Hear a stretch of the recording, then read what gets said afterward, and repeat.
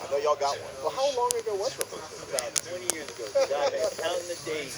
It actually came out before Snow White. I would say it was at least a good 5 years, maybe. Yeah. 2006. Yeah. January Yeah. 2006. Yeah. Oh wow, man. Did I nail it or what? Yeah. Yeah, you did. And the thing is, it's not like they waited 5 years to work on it. They got right on it, finished it, and then they got to a legal battle with Harvey Weinstein. Yeah. So it's been tied up for. Oh, Yeah. okay. I thought they were just like perfecting the craft, like getting them jokes ready. I was like, man, this is gonna be the funniest shit ever. Yeah, no. Damn it. I think that the first one, which was, it was cute. It was like really terrible animation. First off, like awful. It's one of those where like the first time I saw it, I went with no expectations. They didn't have a screen for it, and I just went, I want to see it. I remember it being murky, and I was just like, I don't have high hopes for this, but it was funny. Yeah, It was. And that's just what saved it. Yeah, really. yeah. Because I mean, I think I read it like 3 months after it came out, and it's one of the things I was just like, I'm close my eyes, pick up whatever I can. That was it. Checked it out, and I was like, wow, this animation does look like it was made fucking at community college, but it was fucking hilarious. Yeah, man. yeah. Well, it was during the time, like the heyday of Patrick Warburton doing animated voices. Yeah. I mean, now he does it so much, it's not even anything And special. he was there playing the Big Bad Wolf, of course, who was dealing with Red Riding Hood, who was voiced by Anne Hathaway. Yeah. And one of the things that worked about that movie so well was that it was a take on Kurosawa's Rashomon, where it was like, wait, that's not what really happened. Let's hear this other version of the story as it kept going back. The classic retelling point it. of view. Yeah, the point of hearing different point of views until finally the person who's like sorting them all out manages to figure out what really, in fact, Well, happened. also was a take on the Big Bad Wolf, where he wasn't so much after Red Riding Hood. He was Chevy Chase from Fletch. Yeah, completely. You're right. A reporter doing different disguises. He had his great sidekick, the Twitchy the Squirrel, which was at the same time that Over the Hedge had a over caffeinated squirrel too. It was kind of an odd thing going on, but anyway, it was one of those surprises. Outside the shitty animation, and it was true. Getting it recently on Blu-ray and rewatching it, I was like, oh, it'll be all cleaned up. It'll look great. No, it still looks terrible. No, it does And look the animation is awful. Yeah. And unfortunately, here we are, like 2011, many years after Yeah. the fact. The first film, while far from a hit, certainly has gained some attention. Like, for instance, the Jim Henson Company were big fans of it. They're trying to make deals with the people involved with it. And there was enough tension that, like, they've taken all this time to make a sequel, Hoodwink 2. What was this terrible title? Electric Hood Boogaloo versus Evil. Like, really? So I was like, okay, fine, whatever. But they have upgraded nothing except putting it in really mediocre 3D. Well, okay, I'll give him a pass on this much. The animation is better. It's still not good, No. but it's better. But if it hadn't been even any better than what it was, it wouldn't have looked like the original Hoodwink. Like, the original Hoodwink was so bad, you had to stick to that somewhat to keep it the same. Well, part of the problem is that it looks like a cutscene from a PlayStation 2 video game. Okay. Completely. Yes, it does. The whole thing. And it moves like the playing of a PlayStation 2 video game all the way through it. I can't believe that this wasn't just a game. It's funny because they excuse it in the notes from the Blu-ray, how they say, like, no, we were going for this look that was less like animation and more like the Rankin Bass Christmas specials that was stop motion dolls. That's like, you look at it like, guys, that's not what it looks like. Whatever. It looks like, it looks just like you said, community college, like two students from community college put together. And this is not much better, but hey, you know what? We were able to forgive the animation before and still forgive it this time, Because it's right? funny. I mean, it's like watching Beavis and Butthead. I'm not going to be the asshole. Like, if only this animation were better. If only it was HD quality. Except this does not have the jokes. It's dog shit. It's so not funny. For one thing, the plot is not anywhere near as interesting. No. You've already got the characters set up. This time it's Hayden Panettiere playing Little Red Riding Hood. Panettiere. See, it just makes me think of her panties and I feel dirty. So I'm just trying to say the cheerleader Just from think about the Hero. cheerleader's panties, come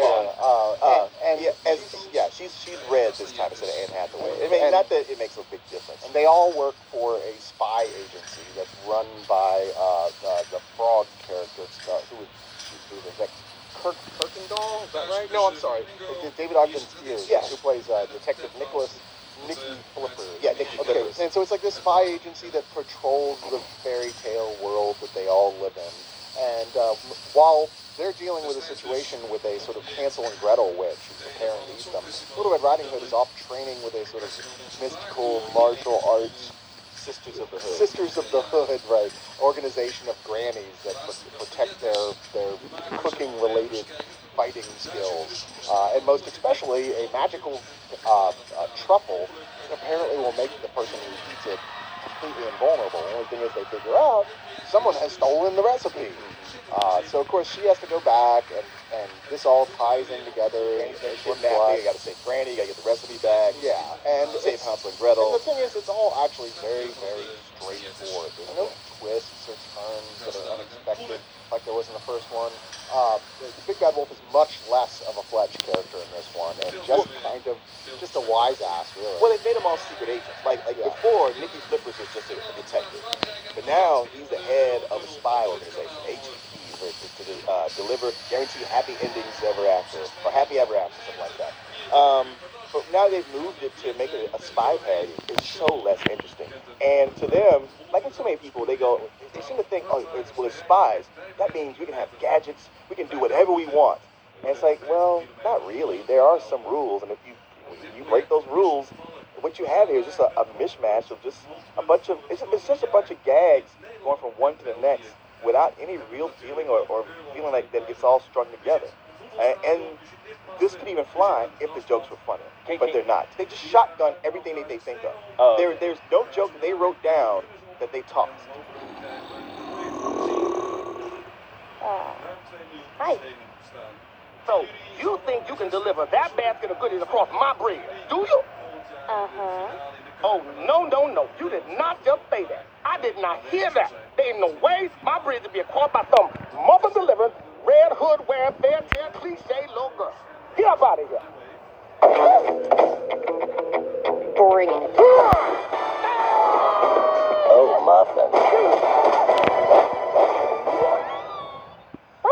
Because I just want to get this out real quick because I am really sick of this whole fucking spy bullshit. Yeah. That they really like throw on these kids movies, and a large part of it is due to those fucking cats and dogs movies, which I'm done with it. Because I mean, Spy Kids it's as well. It's like the lowest common denominator now to me when you have to incorporate a spy angle with these types of movies. Well, honestly, that's the movie that it reminded me of most of the time was Cats and Dogs. See, I think Cats and Dogs is Casablanca next to this.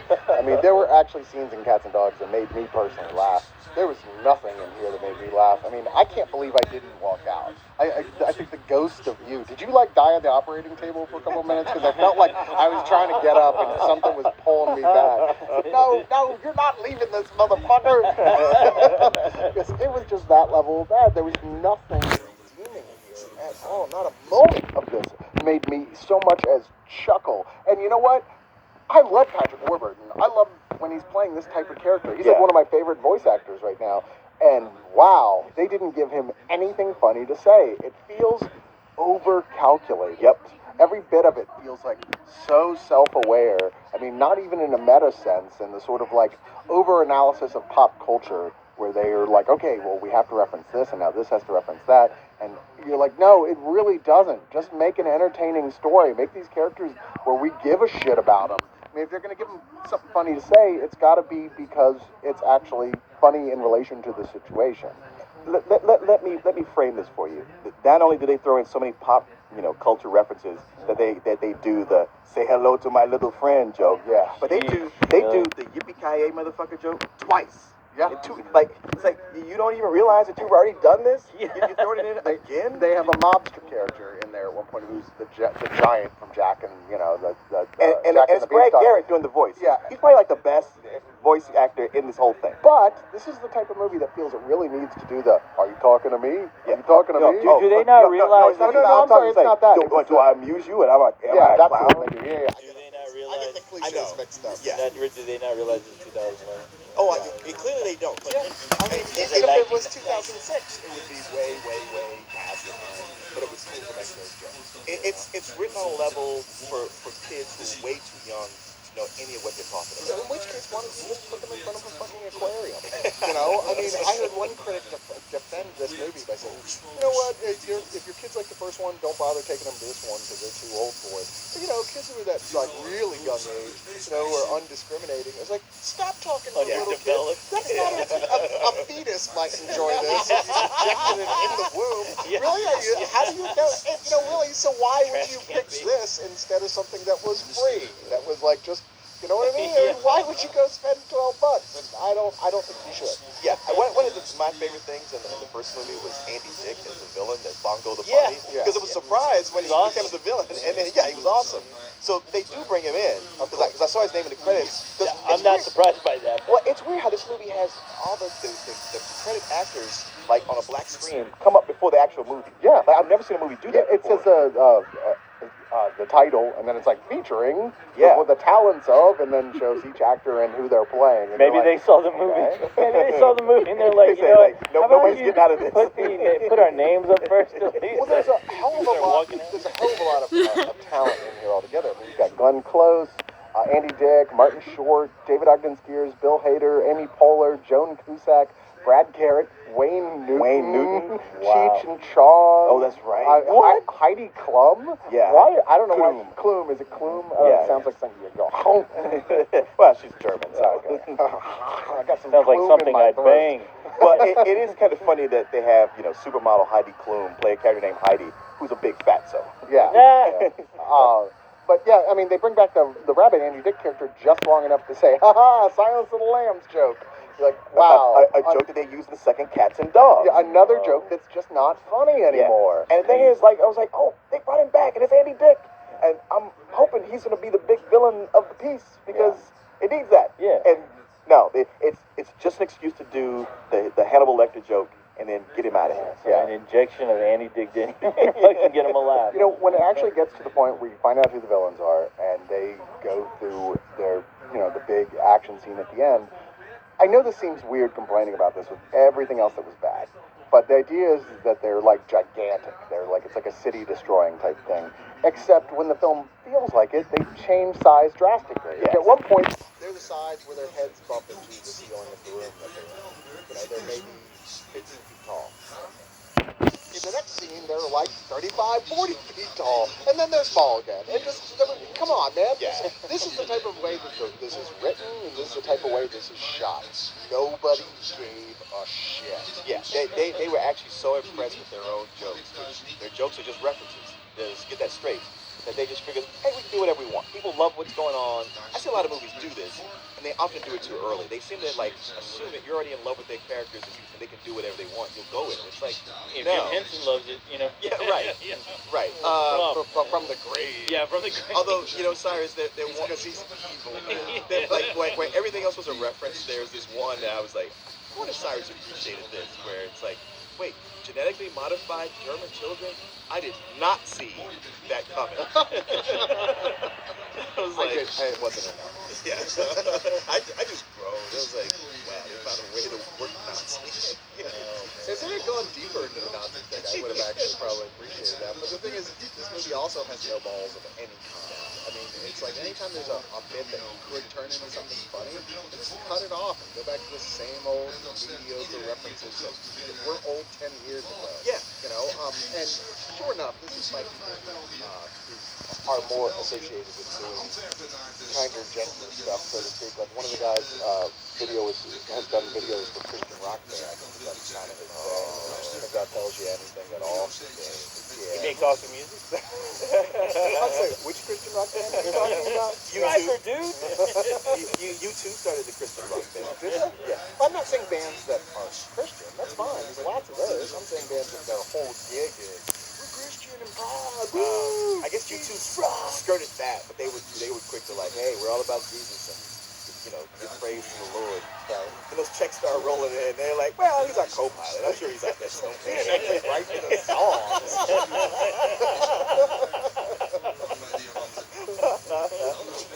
And by the way, Christian metal bands with that. All the way, Striper. Darkness for light. Striper, yeah. I'm still waiting for that Striper reunion. It's gonna happen in the Rapture. So I'm guessing guessing after seeing Wasp's album title "Fuck Like a Beast" that they were not one of those. Anyway, but this is it's just more mediocre. The only reason it's made this big screen at all is because of its association with the first one, which you can't believe it's actually, and it is the same director and writer. You can't believe I know. it. That is the bread. Well, especially as watching the Blu-ray for the first one to see, when they interview, especially the Edwards brothers, Corey, I forgot the other brother, how excited they were. They were really into it. And watching them, it made you go like, wow, you know what? I'm happy I like this movie because these guys are fun. And they were really trying. It wasn't just some studio project. It was personal to them. This doesn't seem the least bit personal. Or if it is, the last movie was a complete Yeah, it's just a blatant cash grab. Yeah. It's just kind of a screw you to the audience. It feels like we put a lot of work and time building up the first one to where we wanted to be. It felt like they put work into that story, into the jokes. And here it feels like there was no work at all. They sat around having a couple beers and just anything they could think of, they wrote down, and like you said earlier, none of it got cut. Well, yeah. So they pulled a Wachowski brother? Well, you know what? We're a Matrix. It felt completely misguided. Like went completely off the rails in a big way. This felt more like contractual obligations. Yeah. Like they got done. These guys were happy with what they did. Can't believe we made it through. We liked the movie. And then somebody said, "Okay, there's enough demand. We want another one." And we're like, nah, it's all right. No, you guys don't understand. You signed a contract. You have to do another one. Yeah. Although apparently they didn't catch Anne Hathaway or Jim Belushi at that trap. Wow, when the according to Who's trying to Jim catch guy, Jim Belushi first? when the according to Jim guy gets away because he won't even do it. Man, Jim Belushi was the most innocuous voice in the first one because it's like he doesn't do anything as that character. That character's barely in the movie. Yeah. The Woodsman, you don't even know it's him. When you find out it's him, you just go, "Well, He's like Yeah, the only person who didn't come back, really. All I said is, how the fuck did Jim Belushi get in this movie? This was good. Yeah, exactly.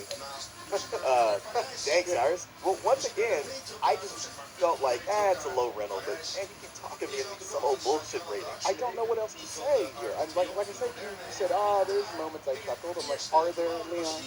Are there really moments you chuckled?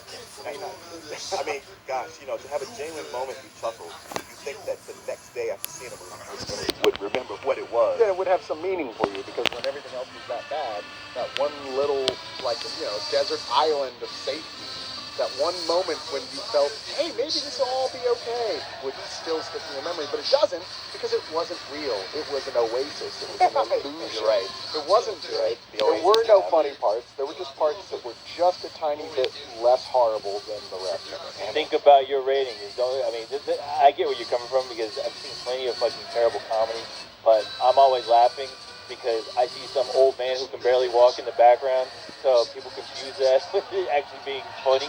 You're right. Think about that. No. You bring me back to the pod race in Phantom Menace, where people came out going like, the pod race was awesome. Like, no, it wasn't. It wasn't. It was like the one moment that wasn't utter shit. It was like after a long, boring hour, something finally happened, and you got excited. You thought that was the whole movie. But if you go back and look at that pod race, it's pretty goddamn dull. It is pretty dull, yeah, and it was the most irritating announcer guy. Yes. And I was like, stop it. Just stop trying to tell jokes, George Lucas, because you're not good at them. Yeah, it's a race that has ultimately there's no consequence.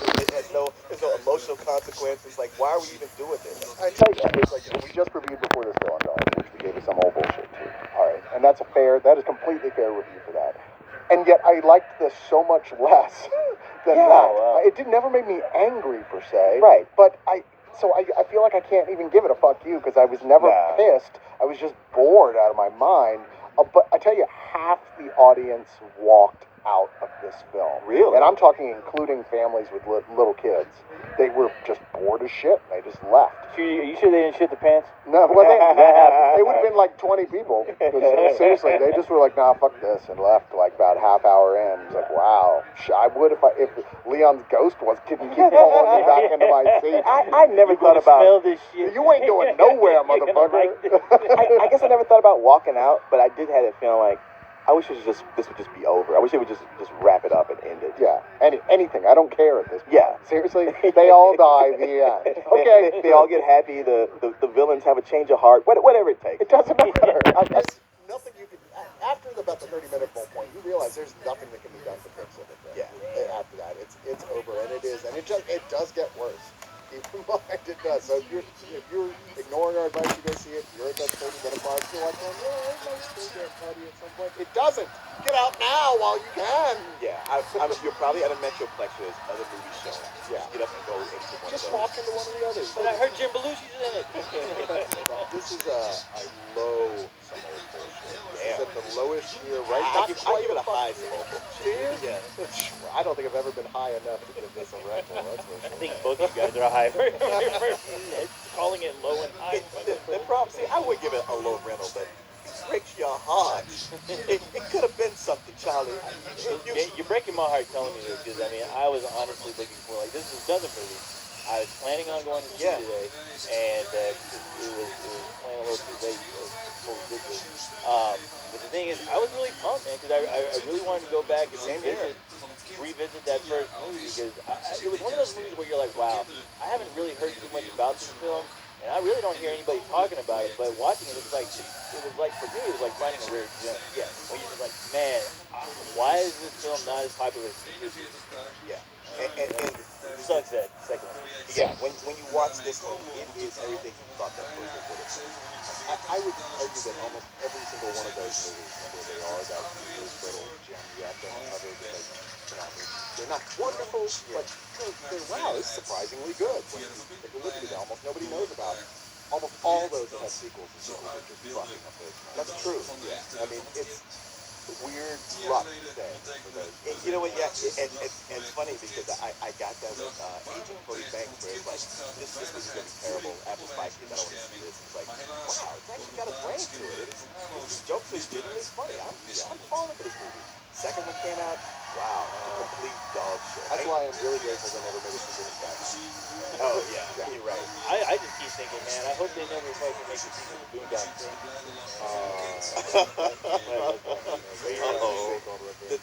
Don't tell him. What? He's not ready for it. Where is it at? Because maybe we should go for a walk. Have a conversation. What are you talking about here? I don't get these riddles. I was always afraid this was gonna happen. Look at the rabbits, George. Veel mooie dingen te zien. Met name ook aan het einde. Now you would have figured right after the first Hood movie, you'd be like, all right, where's the next one? I know y'all got one. Well, how long ago was that? About 20